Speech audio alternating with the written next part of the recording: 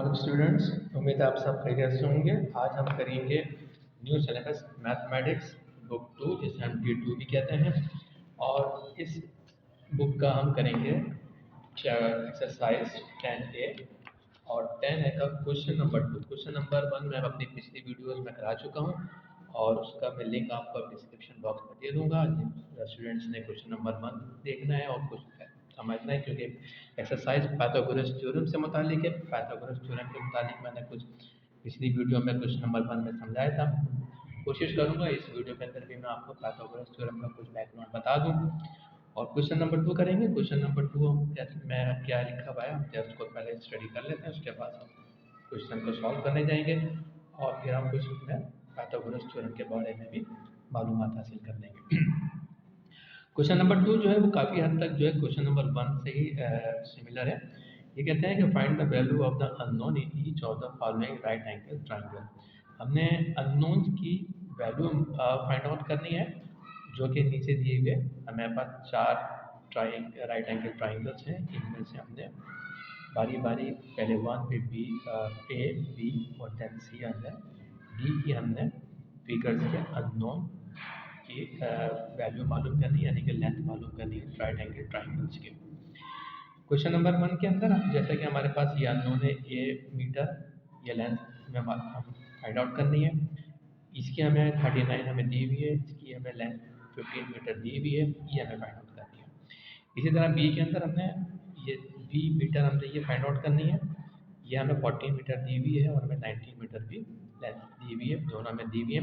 और right angle triangle में Pythagoras theorem के जरिए हम लेंथ मालूम करते हैं, तो हमारे लिए बहुत आसान हो जाता है जब हमें दो लेंथ गिवन हो, हमें मालूम हो और तीसरी मालूम करना हमारे लिए कोई मुश्किल काम नहीं है। हमारे पास पाइथागोरस थ्योरम का एक फार्मूला है जिसके तहत हम तीसरी वाली की लेंथ आराम से मालूम कर लेते हैं। चलते हैं पार्ट नंबर ए की तरफ। पहले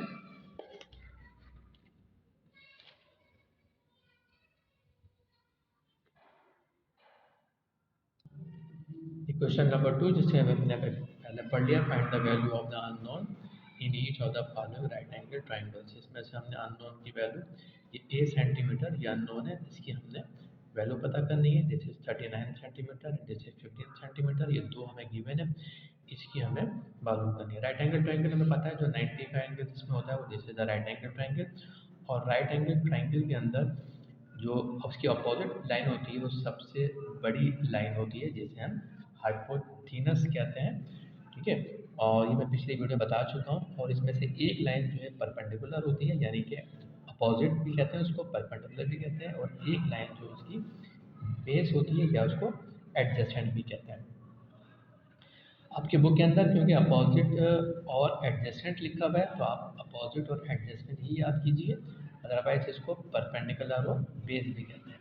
किसी एक को परपेंडिकुलर और अपोजिट कह सकते हैं, या किसी एक को आप बेस या एडजेसेंट कह सकते हैं। वो कौन सी परपेंडिकुलर होती है, कौन सी बेस होती है, या आगे वाली एक्सरसाइज के अंदर मैं आपको सिखाऊंगा। इस वक्त सिर्फ आप किसी को भी परपेंडिकुलर कह सकते हैं, किसी को भी बेस कह सकते हैं। ठीक है, तो लेकिन सिर्फ आपने याद ये रखना है कि 90 के अपोजिट वाली जो लाइन है वो हाइपोटेन्यूज है, पर इसको पहचानना है। इसको आप पहचान लेंगे तो एक्सरसाइज के तमाम जो क्वेश्चन है वो आसानी से आप कर सकेंगे। तो इस वक्त इस सवाल के अंदर हमारे पास 90 के अपोजिट जो है ये वाली लाइन है जो कि हाइपोटेनस है, इसको हम मार्क कर लेते हैं, दिस इज हाइपोटेनस। और इसे हम जो है अपना एडजेसेंट कंसीडर कर लेते हैं। ठीक है, या बेस भी कहते हैं इसको, मैंने आपको बेस भी बताया कि ये बेस भी कहते हैं, लेकिन मैं एडजेसेंट आपको रेफर करूँगा कि इसको एडजेसेंट कहिए और इसे जो है आप अपोजिट करिए। ठीक है, इसको परपेंडिकुलर भी कहते हैं, दिस इज अपोजिट। इसमें हम परपेंडिकुलर और हमने एडजेसेंट मालूम कर लिया। अब हम जो है इसमें पाइथागोरस थ्योरम का फार्मूला लगाएंगे by the use of Pythagoras theorem.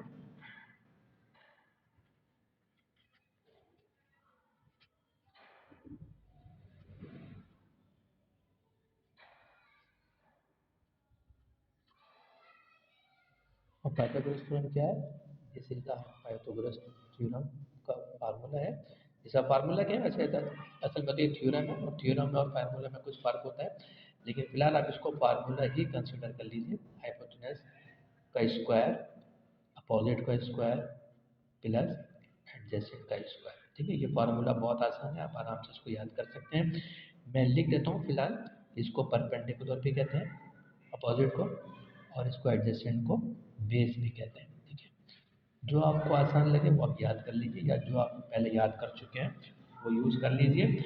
Recommendation मेरी ये है कि आप इसको इस्तेमाल कीजिए, क्योंकि ये आपकी बुक के अंदर ये लिखा हुआ है। तो हम इसकी वैल्यू पुट कर लेते हैं। हाइपोटेनस जो हमें मालूम करना है, दिस इज द हाइपोटेनस, बल्कि इसमें हाइपोटेनस गिवन है, हमें मालूम नहीं करना। हाइपोटेनस जो है हमारे पास गिवन है वो है 39 स्क्वायर, और इसके अंदर अपोजिट जो है, दिस इज अपोजिट 15 सेंटीमीटर, ये भी हमें मालूम है, और दिस इज एडजेसेंट, ये हमें मालूम करना है।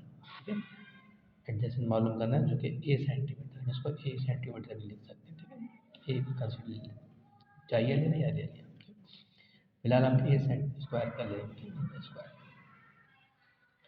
मैं एक दफ़ा फिर बता दूँ कि आप अभी हमने इसको अपोजिट लिया है, आप अपने इसमें इसको एडजेसेंट भी ले सकते हैं, और इसको मैंने एडजेसेंट लिया है, अब इसको अपोजिट पे ले सकते हैं। ठीक है, अभी आपको इस कन्फ्यूजन में नहीं जाना कि अपोजिट कौन सा है और एडजेसेंट कौन सा है। कोई भी दो फिगर हमने अंदर रखनी होती है इन दो को, और ये हमारे पास बाहर होती है। सिर्फ हमने ये जानना ज़रूरी है कि ये हाइपोटेनस है, और इसकी वैल्यू जो है वो हमने बाहर लेनी है। बस ये फार्मूले से बाहर आएगा, इस साइड पे आएगा, इक्वल टू का निशान है, इससे बाहर ही आएगा। इसको हमने इम्पोर्टेंट रखना है, बाकी ये इधर और ये इधर भी हो सकता है। ठीक है जी, हम इनका स्क्वायर लेते हैं। 39 का स्क्वायर जो है वो क्या आता है, इसको कैलकुलेट कर लेते हैं। 39 का स्क्वायर हमारे पास,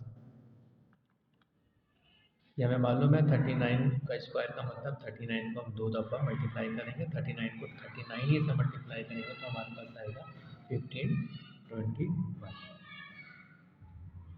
1521,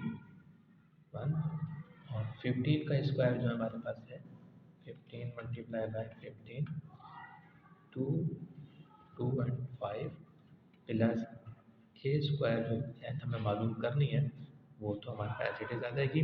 अब ये देखिए, हमने क्योंकि ए स्क्वायर मालूम करना है, तो ए स्क्वायर को हम यहीं रहने देंगे, और इस 225 को हम इस साइड पे ले जाएंगे। तो जब इस साइड पे जाएगा, ये लेफ्ट हैंड साइड पे, उसको कहते हैं रेसिप्रोकल। जब इसको रेसिप्रोकल करेंगे, इस साइड पे लेके जाएंगे, तो एक प्लस का साइन जो है वो माइनस हो जाएगा। तो हमारे पास किस तरह की पोजिशन आ जाएगी, 1521 minus 225 is equal to A का स्क्वायर। इसको हम अरेंज कर लेते हैं। A square is equal to 1521 minus 225। अब 1521 में से 225 माइनस करेंगे तो हमारे पास क्या आंसर है, 1521 माइनस 225, 1296। 1296 हमारे पास ए स्क्वायर की वैल्यू आ गई। लेकिन हमें ए स्क्वायर की वैल्यू नहीं चाहिए, हमें तो सिर्फ ए की वैल्यू चाहिए थी, ए सेंटीमीटर चाहिए। तो ए सेंटीमीटर मालूम करने के लिए हम क्या करेंगे, दोनों साइड स्क्वायर रूट लेंगे। Taking square root on both sides, A का स्क्वायर इक्वल टू 1296 का स्क्वायर। ठीक है, ये स्क्वायर रूट जो है इसके स्क्वायर साथ कैंसिल हो जाएगा, ये हमारा बच जाएगा, और 1296 का स्क्वायर रूट हमारे पास क्या आता है, 1296 का स्क्वायर रूट हमारे पास है 36। तो ये हमें ए की वैल्यू मालूम हो गई, दिस इज आवर आंसर। ठीक है, अब हम करेंगे पार्ट बी।